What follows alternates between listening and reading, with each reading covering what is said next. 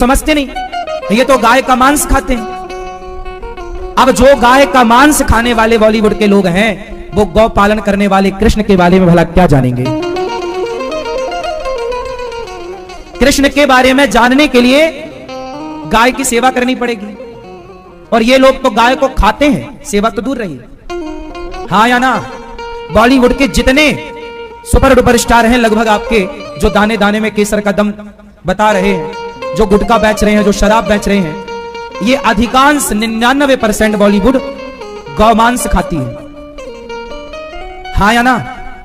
बोलो हाँ। अब ये गौमांस खाने वाले उस कृष्ण को क्या जाने जिन्होंने गौ माता की सेवा की हो, जिन्होंने गौ माता की रक्षा के लिए एक उंगली से पहाड़ उठाया हो, उस कृष्ण के बारे में भला ये मूर्ख लोग क्या जाने। अब आपके भगवान पर ये बॉलीवुड वाले सवाल खड़ा करते हैं कि तुम्हारे कृष्ण तो लीला रास लीला कर रहे हैं। अब इन मूर्खों को जरा बताओ कि रास लीला का मतलब जानते भी हो?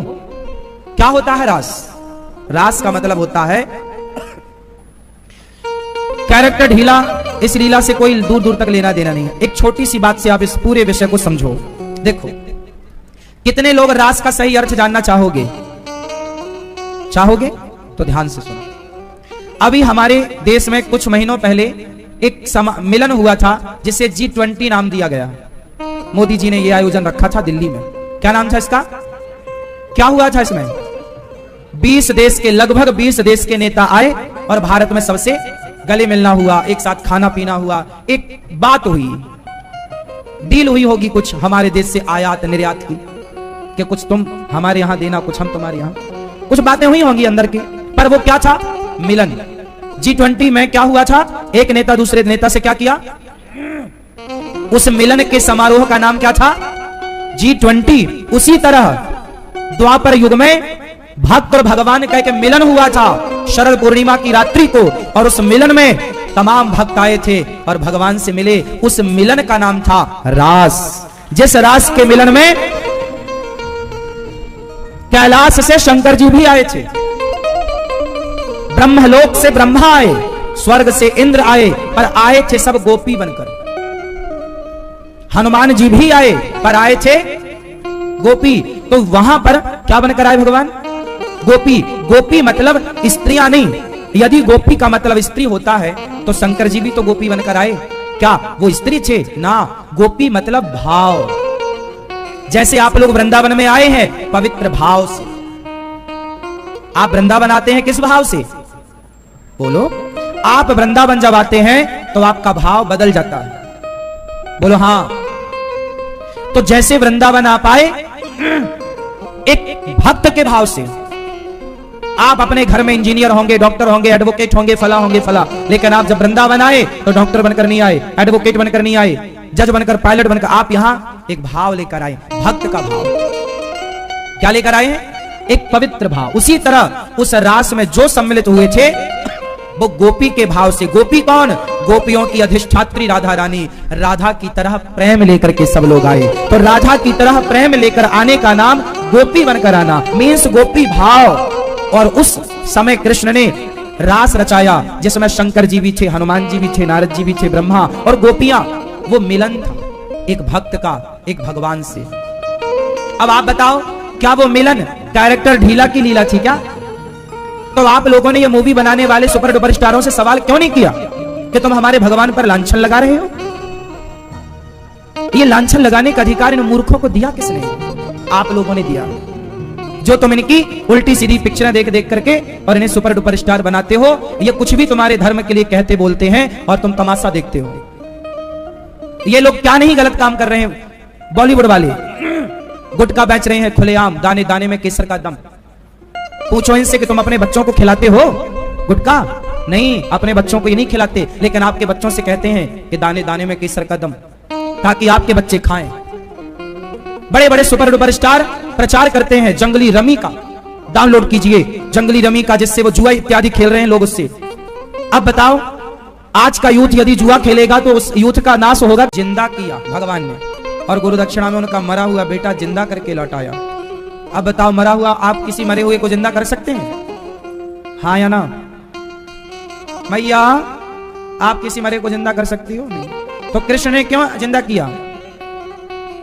क्यों किया? कैसे किया? भगवान कृष्ण ने मरे हुए को जिंदा कैसे किया? क्यों किया? क्योंकि वो भगवान है और भगवान वो कर सकते हैं जो हम इंसान कभी नहीं कर सकते। कर तुम अकर तुम अन्यथा कर तुम सर्व सामर्थ्य, भगवान श्री कृष्ण।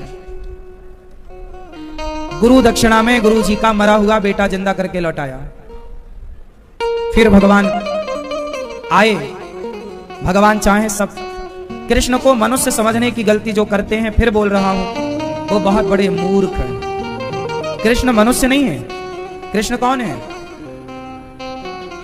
मनुष्य होते तो मरे को जिंदा ना करते, क्योंकि मनुष्य के पास कितनी भी शक्ति आ जाए पर मरे को जिंदा करने की शक्ति, अच्छा मरे को जिंदा कर भी सकता है, लाश पड़ी हो तो कर भी सकता, लेकिन जिसकी लाश भी ना हो, सालों पहले हड्डियां तक नहीं थी, कुछ भी नहीं अवशेष, उसकी 10 की 10 हड्डियां, उसका शरीर निर्माण और प्राण डाल दिया, ये भगवान ही कर सकते हैं। किसी मरे हुए को तो कोई साधु संत भी यदि तपस्वी है तो मरे को जिंदा वो भी कर सकते हैं, लेकिन उसका अवशेष भी ना हो और फिर उसे जिंदा करना। 10 साल पहले मरा था गुरु जी का बेटा, कुछ भी नहीं बचा, उसे जिंदा, ये काम भगवान कर सकते हैं। इसलिए कृष्ण भगवान है, मनुष्य नहीं। भगवान जब लौट कर आए वृंदावन, मथुरा पढ़कर, तो गोपियों की याद आने लग गई। तब भगवान ने उद्धव जी से कहा घनश्याम ने उद्धव से, वृंदावन जरा जाना, वहां की गोपियों को ज्ञान का कुछ तत्व समझाना। विरह की वेदना में वे सदा बेचैन रहती हैं, तड़प कर आह भरती हैं और रो रो कर ये कहती हैं। उद्धव जी ने, भगवान ने कहा उद्धव जरा मेरी गोपियों को समझाओ, जब से आया हूं वो मेरे इंतजार में, मेरी याद में रो रही हैं। अच्छा गोपियां, भगवान जब चले गए ना छोड़कर, तो रोई हमें छोड़कर ना जाओ। संसार के लोग छोड़कर जाते हैं तो इतना दुख होता है, भगवान जैसे छोड़कर जाएंगे उसे कितना कष्ट होगा। गोपियां रो रही हैं, गोविंद सहारा तेरा है, गोपाल सहारा तेरा है, कहाँ तुम चले गए हो प्यारे कन्हैया, बन बन में बिछड़ी फिर रही है गैया। कहाँ तुम चले गए हो प्यारे कन्हैया, व्याकुल है तेरे लिए ये गैया। देखो जरा कि ये हालत है कैसी, आकर दिखा दो कृपा की ये छैया। हे गोविंद, अब जिया ना जाएगा।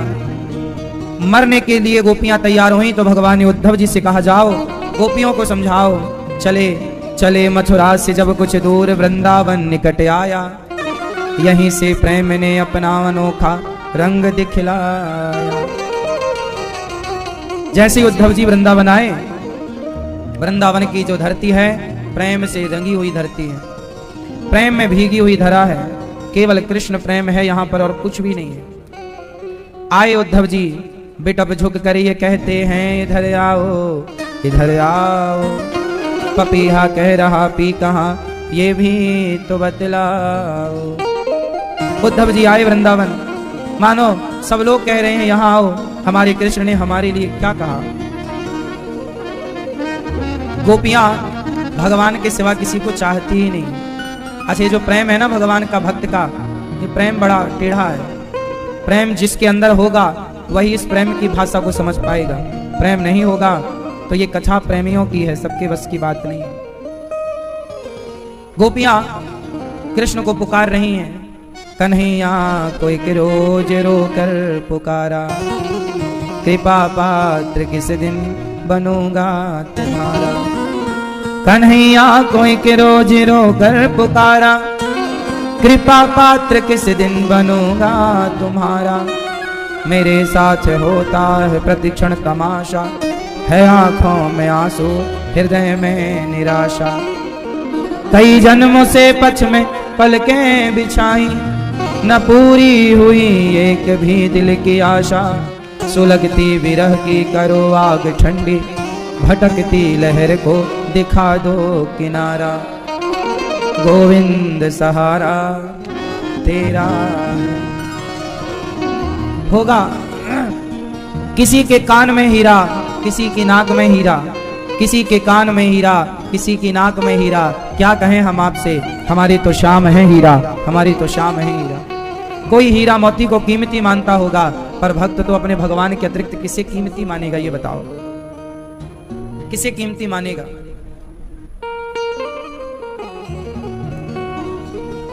कोई है ही नहीं, किसे कीमती माने? इसलिए भक्तों को भगवान के लिए ही बढ़ना चाहिए, भगवान को याद करना चाहिए। और भगवान की सबसे अच्छी याद क्या है? भगवान के लिए रोना। सबसे अच्छी पूजा क्या है? सबसे अच्छी उपासना क्या है? भगवान के लिए रोना। जो भगवान के लिए रोता है वो अच्छा उपासक है, जो नहीं रोता वो अच्छा उपासक नहीं है। भगवान के भक्त को रोना चाहिए। किसके लिए? भगवान की याद में, भगवान के प्रेम में, और भगवान के लिए ही रोना चाहिए और किसी के लिए नहीं। बाकी स्ट्रांग रहो, मजबूत रहो भगवान के लिए। इनके सामने हम कितने मजबूत होंगे। इसलिए भगवान को रो करके पुकारोगे तो जल्दी काम बनेगा। कन्हैया को एक रोज रो कर पुकारा। रोइए। कौन रो सकता है भगवान के लिए? वही जो भगवान से प्रेम करता होगा। जो नहीं करेगा क्यों रोएगा? लाखों लोग रोज मरते हैं, आप सबके मरने में थोड़ी रोते हैं। कोई अपना जिससे प्रेम था वो चला जाए तो आंसू रुकते नहीं हैं। ऐसे ही व्यक्ति अपनों के लिए रोता है, सबके लिए नहीं।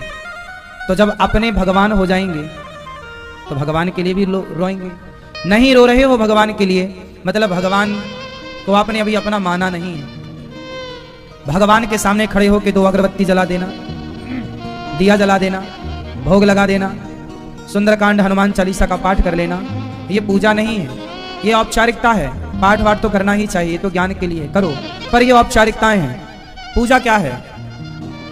भगवान को इतना याद करो, इतना याद करो। जैसे माँ, बेटा परदेश में होता है ना, तो माँ अपने बेटे को याद करती है, और कई बार याद करते करते बेटे की याद में माँ रो पड़ती है। कई बार बेटा भी अपनी माँ को याद करते करते रो पड़ता है, पिता को याद करते रो पड़ता है। पत्नियां पति से दूर हैं, पति प्रदेश में है, तो पति को याद करते करते रो पड़ती हैं। पति भी रो पड़ता है अपने बच्चों को, परिवार को, पत्नी को, माँ को, पिता को याद करते करते। जिसके लिए प्रेम होता है उसके लिए आंसू होते हैं, जिसके लिए प्रेम नहीं है उसके लिए आंसू नहीं है। अब आप लोग बताओ कि आप लोगों ने भगवान के लिए कभी आप रोए या नहीं रोए? यदि रोए तो सही है आप, और यदि नहीं रोए भगवान की याद में, मतलब आप सारी जिंदगी फॉर्मेलिटी में ही उलझे हुए। क्योंकि रोया वहीं जाएगा जहां प्रेम होगा। तो प्रभु से प्रेम है तो ही ना रोओगे, प्रेम नहीं होगा काहे रोओगे? इसलिए बिहारी जी के सामने जब जाओ, अब देखो मुझे कभी मौका मिलेगा जगन्नाथ जी जाने का, मैं रोज तो जगन्नाथ जी जा नहीं सकता, आप लोग रोज तो जगन्नाथ जी जा नहीं सकते, जगन्नाथपुरी। पर कभी आपको जिंदगी में 1 बार, 2 बार, 3 बार, कभी साल 2 साल में मौका मिला और आप गए, और जब गए और जगन्नाथ जी का दर्शन किया, तो दर्शन कैसे करोगे? देखोगे और आगे बढ़ जाओगे ना। जब इतने सालों बाद मिले हो, इतने सालों बाद आपका दोस्त भी मिलता है ना, तो उसे गले लगाकर 2 आंसू तो आ ही जाते हैं। आपके बचपन का यदि मित्र है, अपने हैं, तो लोग गले लगाकर, माँ और बेटा जब मिलते हैं सालों बाद तो गले लगा लेती है माँ, ना चाहे तो भी रो पड़ती है माँ। ये प्रेम है। वो आंसू इस बात का गवाह है कि ये प्रेम है। प्रेम की गवाही कौन देता है? आंसू। प्रेम की गवाही कौन देता है? मैया। प्रेम की गवाही आंसू देता है। इसलिए भगवान से प्रेम, और जब प्रेम होगा तो आंसू स्वाभाविक होंगे। भगवान जगन्नाथ जी को देखोगे तो रो पड़ोगे। बिहारी जी को आज वर्षों बाद आप आए हैं बिहारी जी का दर्शन करने, तो भगवान को जब बिहारी जी को देखो तो आंखों में आंसू आ जाए। भगवान को याद करते करते आंखों में आंसू, बस वो प्रेम बहेगा मेरी माँ। वही है सच्चा प्रेम। भगवान को ना फूलों की जरूरत है, ना मिष्ठान की, ना मेवा की, ना दूध की, ना दही की, ना सोने की, ना चांदी की, ना पैसा की। भगवान को जरूरत है केवल आपके प्रेम के आंसुओं की। इसलिए भक्त को चाहिए कि तुम कुछ ना दो भगवान को, प्रेम से बस याद करो, स्मरण करो। और क्या चाहिए? गोपियां भगवान की याद में रो रही हैं। उद्धव जी आए, मां यशोदा के साथ बैठे। समय बीत गया समझाते समझाते। यशोदा मां बोली, कन्हैया कब आएगा उद्धव, मेरा कृष्ण कब आएगा? क्या भूल गया अपनी मां को? यशोदा मैया रो रही हैं, कन्हैया तू कहां चला गया रे? क्या अपनी मां यशोदा को भूल गया? मैंने तुझे उखल से बांधा था ना। काश मुझे ये पता होता कि तू मेरा बेटा नहीं है, मैं कभी ना बांधती तुझे। इतना अधिकार तुझ पर कभी ना जताती जितना मैंने तुझ पर जताया। शायद तू मेरा बेटा नहीं था, देवकी का था, फिर भी मैंने तुझे डांटा, मारा, माखन ने खाने दिया। शायद इसलिए तू नाराज होकर चला गया है। एक बार अपनी माँ को माफ कर दे बेटा, एक बार आजा, मेरे लिए नहीं। देख जब से तू गया है ना, ये जो तेरी गाय है ना जिसके थन में मुंह लगाकर दूध पिया करता था गंगी, उस दिन से इसने चारा नहीं खाया, पेट भर पानी नहीं पिया। हम तो इंसान हैं, हमारे लिए तो तूने उद्धव को भेज दिया है, हम तो समझ लेंगी, पर तू बता कि ये गाय को कैसे समझाएगा उद्धव?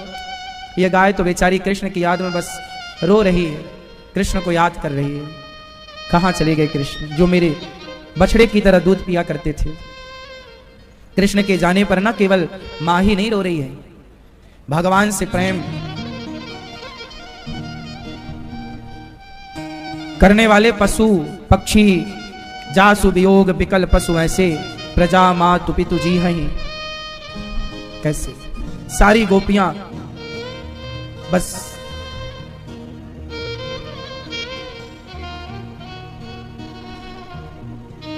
उसी ओर टुकुर टुकुर देख रहे हैं